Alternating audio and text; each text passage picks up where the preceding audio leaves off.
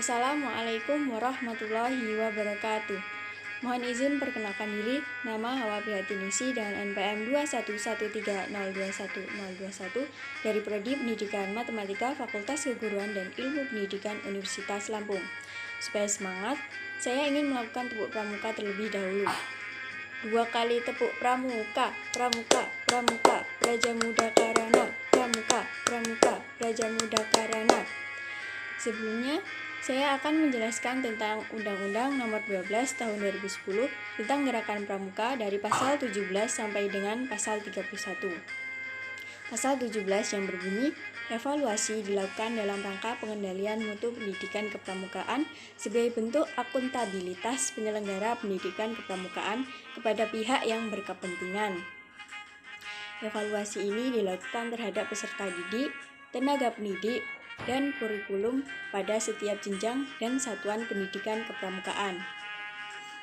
Pasal 18 yang berbunyi, akreditasi dilakukan untuk menentukan kelayakan kegiatan dan satuan pendidikan kepramukaan pada setiap jenjang pendidikan kepramukaan, dan dilakukan atas dasar kriteria yang bersifat terbuka dan dilakukan oleh lembaga akreditasi sesuai dengan peraturan perundang-undangan.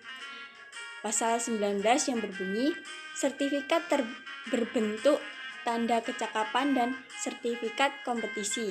Tanda kecakapan diberikan kepada peserta didik sebagai pengakuan terhadap kompetisi peserta didik, sertifikasi kompetisi bagi tenaga pendidik. Dan pasal 20 berbunyi, gerakan pramuka bersifat mandiri, sukarela, dan non-politis. Satuan organisasi gerakan pramuka terdiri atas gugus depan dan kuartir.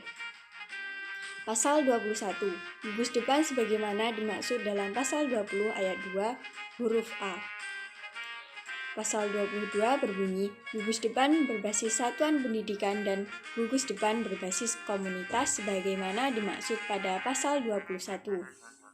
Pasal 23 berbunyi, kuartir sebagaimana dimaksud dalam pasal 20 ayat 2 huruf B terdiri atas kuartir ranting, kuartir cabang, kuartir daerah, dan kuartir nasional. Pasal 24 berbunyi, gugus depan sebagaimana dimaksud dalam pasal 20 ayat 2 huruf A dibentuk melalui musyawarah anggota pramuka. Pasal 25 berbunyi, gugus depan sebagaimana dimaksud dalam pasal 24 dapat membentuk kuartir ranting. Kuartir ranting sebagaimana pada ayat 1 dapat membentuk kuartir cabang. Pasal 26 berbunyi, kuartir cabang sebagaimana dimaksud dalam pasal 25 ayat 2 dapat membentuk kuartir daerah. Kuartir daerah sebagaimana dimaksud pada ayat 1 dapat membentuk kuartir nasional.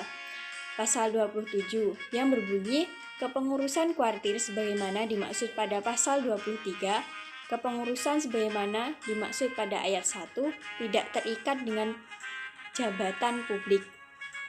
Pasal 28 yang berbunyi, kuartir ranting sebagaimana dimaksud dalam pasal 23 huruf A, kuartir ranting mempunyai tugas memimpin dan mengendalikan gerakan pramuka. Kuartir ranting mempunyai tugas memimpin dan mengendalikan gerakan pramuka. Kuartir ranting sebagaimana pada ayat 1 dibentuk oleh paling sedikit 5 gugus depan. Kepengurusan kuartir ranting dibentuk melalui musyawarah ranting. Kepemimpinan kuartir ranting bersifat kolektif. Musyawarah ranting sebagaimana dimaksud pada ayat 3. Pasal 29 yang berbunyi, kuartir cabang sebagaimana dimaksud dalam pasal 23 huruf B, dan pasal 29 ini menjelaskan tentang tugas kuartir cabang, pembentukan kuartir cabang, kepengurusan, kepemimpinan, dan musyawarah kuartir cabang.